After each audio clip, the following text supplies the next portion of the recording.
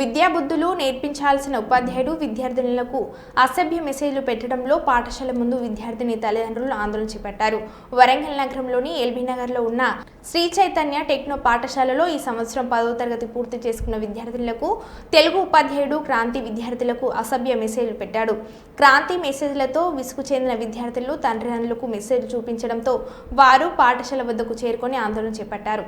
ఉపాధ్యాయుడు క్రాంతిపై చర్యలు తీసుకోవాలని విద్యార్థిని తల్లిదండ్రులు డిమాండ్ చేస్తున్నారు.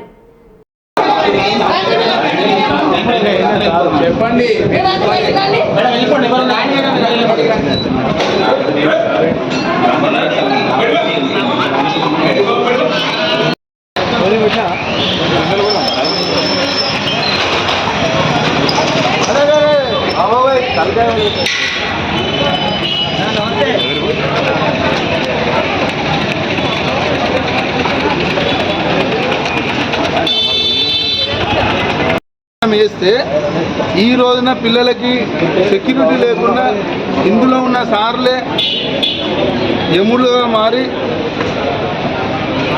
ఈ రకం బిహేవ్ చేయడం ఎక్కడ వరకు కరెక్టు?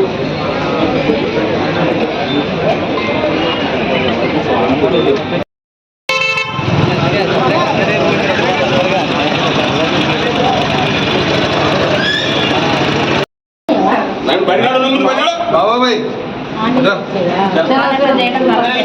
మా లారీ కుటుంబ సభ్యుడు అయినటువంటి బాబాయ్ వాళ్ళ పాపని 5వ తరగతి నుంచి చదివేయడం జరుగుతుంది. గత సంవత్సరం అందరు పిల్లలందరూ కూడా ఇదే స్కూల్లో చదివేయడం జరుగుతుంది.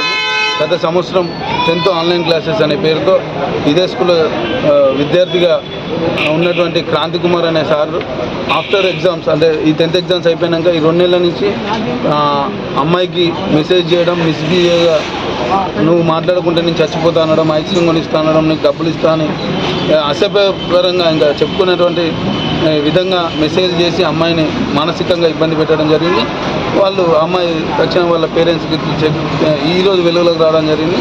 స్కూల్ యజమాని వచ్చి అడిగితే స్కూల్లో ప్రిన్సిపాల్ కూడా లేడు, అట్ ద సేమ్ టైం ఆయన కూడా రిజైన్ చేసి వెళ్ళిపోయిందని రెస్పాన్సిబిలిటీగా బిహేవ్ చేయడం జరిగింది. అదేవిధంగా ఈ వందలాది మంది కుటుంబాలు సార్లని నమ్మి ఈ రోజులలో విద్యార్థులను నమ్మి విద్యా బోధన నమ్మి ఇంత పెద్ద కార్పొరేట్ స్కూళ్ళల్లో వేస్తుంటే దాన్ని పట్టించుకున్నట్టు విద్యార్థులే మానవ మృగాలుగా తయారై పిల్లలకు రక్షణ లేకుండా చేయడం చాలా సిగ్గుచేటు.